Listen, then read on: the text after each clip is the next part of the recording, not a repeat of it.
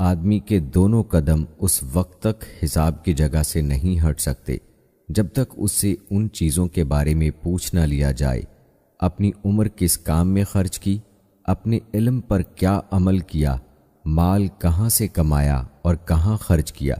اپنی جسمانی قوت کس کام میں لگائی۔ حضرت جندب بن عبداللہ ازدی رضی اللہ تعالی عنہ سے روایت ہے کہ رسول اللہ صلی اللہ علیہ وآلہ وسلم نے ارشاد فرمایا: اس شخص کی مثال جو لوگوں کو خیر کی بات سکھائے اور اپنے آپ کو بھلا دے، خود عمل نہ کرے، اس چراغ کی سی ہے جو لوگوں کے لیے روشنی کرتا ہے لیکن خود کو جلا دیتا ہے۔ حضرت عبداللہ بن عمر رضی اللہ تعالی عنہ فرماتے ہیں کہ رسول اللہ صلی اللہ علیہ وآلہ وسلم نے ارشاد فرمایا: بعض علم رکھنے والے علمی سمجھ بوجھ نہیں رکھتے، علم کے ساتھ جو سمجھ بوجھ ہونی چاہیے اس سے خالی ہوتے ہیں، اور جس کا علم اسے فائدہ نہ پہنچائے تو اس کی جہالت اسے نقصان پہنچائے گی۔ قرآن کریم کو تم حقیقت میں اس وقت تک پڑھنے والے شمار ہوگے جب تک وہ قرآن تمہیں گناہوں اور برائیوں سے روکتا رہے، اور اگر وہ تمہیں نہ روکے تو تم اس کو حقیقت میں پڑھنے والے ہی نہیں ہو۔ حضرت عبداللہ بن عباس رضی اللہ تعالی عنہ رسول اللہ صلی اللہ علیہ وآلہ وسلم کا ارشاد نقل کرتے ہیں کہ حضرت عیسیٰ علیہ السلام نے فرمایا: امور تین ہی قسم کے ہوتے ہیں، ایک تو وہ جس کا حق ہونا واضح ہو، اس کی پیروی کرو، دوسرا وہ جس کا غلط ہونا واضح ہو، اس سے بچو، تیسرا وہ جس کا حق ہونا یا غلط ہونا واضح نہ ہو، اس کو اس کے جاننے والے یعنی عالم سے پوچھو۔ حضرت ابن عباس رضی اللہ تعالی عنہ سے روایت ہے کہ رسول اللہ صلی اللہ علیہ وآلہ وسلم نے ارشاد فرمایا: میری طرف نسبت کر کے حدیث بیان کرنے میں احتیاط کرو، صرف اسی حدیث کو بیان کرو جس کا حدیث ہونا تمہیں معلوم ہو۔ جس شخص نے جان بوجھ کر میری طرف غلط حدیث منسوب کی، اسے اپنا ٹھکانہ دوزخ میں بنا لینا چاہیے۔ جس نے قرآن کریم کی تفسیر میں اپنی رائے سے کچھ کہا، اسے اپنا ٹھکانہ دوزخ میں بنا لینا چاہیے۔ حضرت جندب رضی اللہ تعالی عنہ سے روایت ہے کہ رسول اللہ صلی اللہ علیہ وآلہ وسلم نے ارشاد فرمایا: جس نے قرآن کریم کی تفسیر میں اپنی رائے سے کچھ کہا اور وہ حقیقت میں صحیح بھی ہو تب بھی اس نے غلطی کی، اللہ تعالیٰ نے اپنے رسول صلی اللہ علیہ وآلہ وسلم سے ارشاد فرمایا: اور جب یہ لوگ اس کتاب کو سنتے ہیں جو رسول پر نازل ہوئی ہے تو آپ قرآن کریم کے تاثر سے ان کی آنکھوں کو آنسو سے بہتا ہوا دیکھتے ہیں، اس کی وجہ یہ ہے کہ انہوں نے حق کو پہچان لیا۔ اللہ تعالیٰ نے اپنے رسول صلی اللہ علیہ وآلہ وسلم سے ارشاد فرمایا: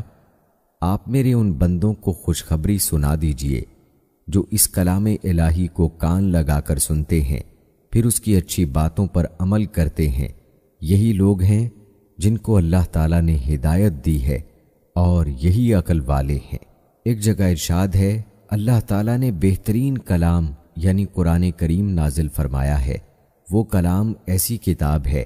جس کے مضامین باہمی ایک دوسرے سے ملتے جلتے ہیں، اس کی باتیں بار بار دہرائی گئی ہیں۔ جو لوگ اپنے رب سے ڈرتے ہیں ان کے بدن اس کتاب کو سن کر کانپ اٹھتے ہیں، پھر ان کے جسم اور ان کے دل نرم ہو کر اللہ تعالیٰ کی یاد کی طرف متوجہ ہو جاتے ہیں۔ حضرت ابو ہریرہ رضی اللہ تعالی عنہ روایت کرتے ہیں کہ رسول اللہ صلی اللہ علیہ وآلہ وسلم نے ارشاد فرمایا: جب اللہ تعالیٰ آسمان میں کوئی حکم نافذ فرماتے ہیں تو فرشتے اللہ تعالیٰ کے حکم کی روب و ہیبت کی وجہ سے تھرا جاتے ہیں اور اپنے پروں کو ہلانے لگتے ہیں۔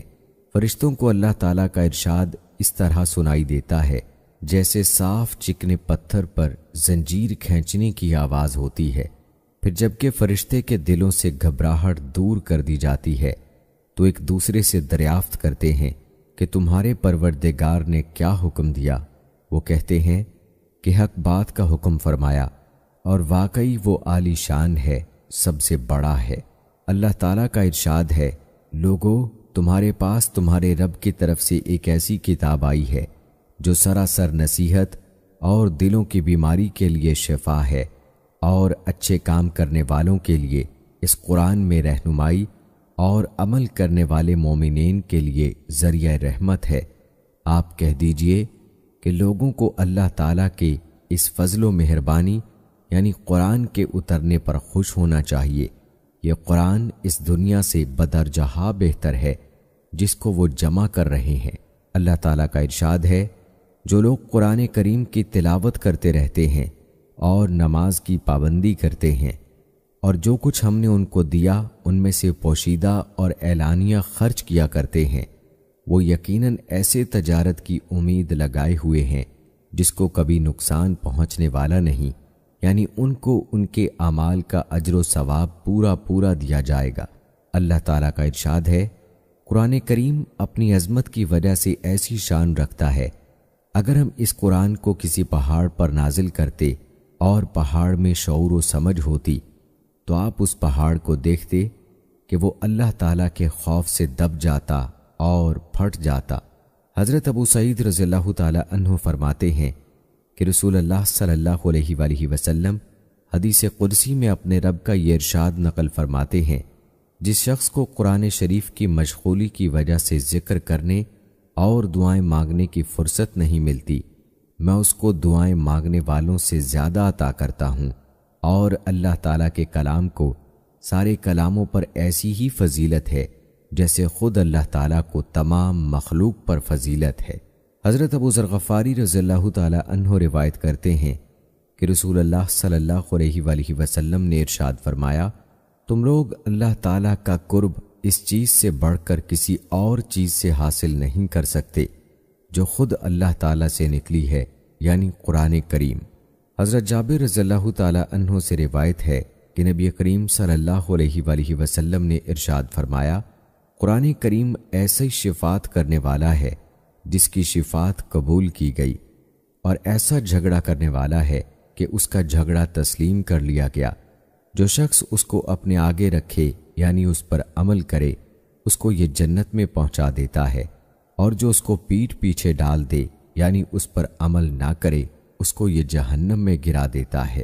حضرت عبداللہ بن عمر رضی اللہ تعالی عنہ سے روایت ہے کہ رسول اللہ صلی اللہ علیہ وآلہ وسلم نے ارشاد فرمایا،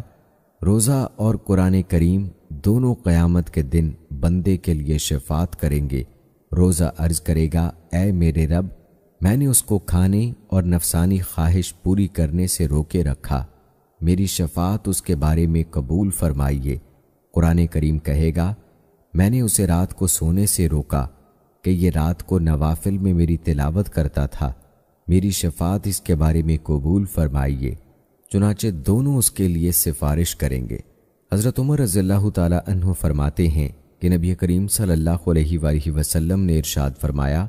اللہ تعالیٰ اس قرآن شریف کی وجہ سے بہت سے لوگوں کے مرتبے کو بلند فرماتے ہیں اور بہت سوں کے مرتبے کو گھٹاتے ہیں،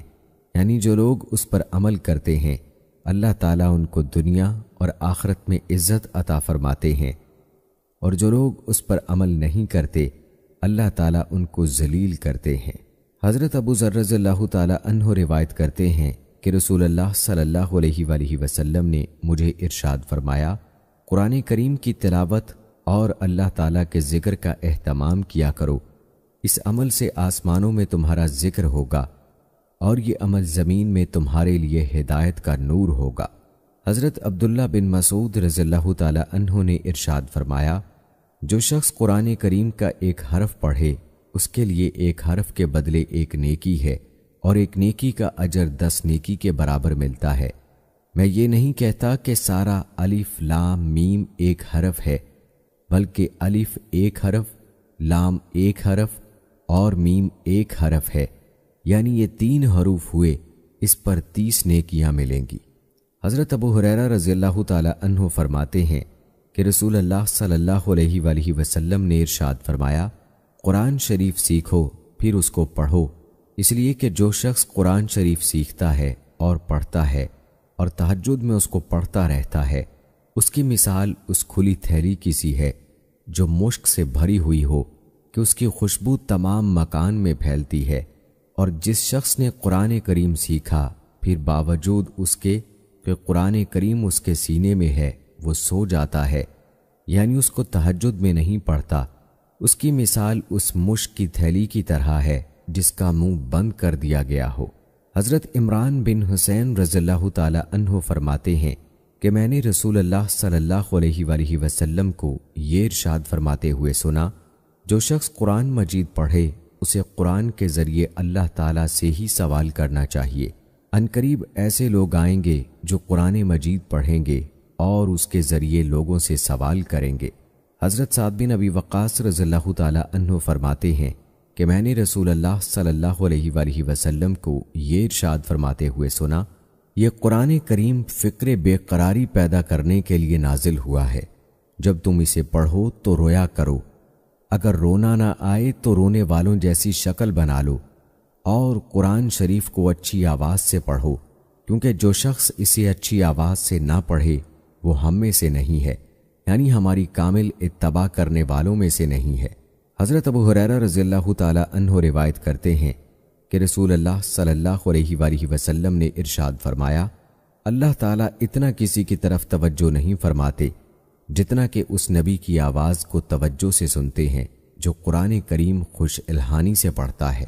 حضرت برا رضی اللہ تعالی عنہ روایت کرتے ہیں کہ رسول اللہ صلی اللہ علیہ وآلہ وسلم نے ارشاد فرمایا، اچھی آواز سے قرآن شریف کو مزین کرو، کیونکہ اچھی آواز قرآن کریم کے حسن کو زیادہ ظاہر کرتی ہے۔ حضرت عقبہ بن عامر رضی اللہ تعالی عنہ فرماتے ہیں کہ میں نے رسول اللہ صلی اللہ علیہ وآلہ وسلم کو یہ ارشاد فرماتے ہوئے سنا،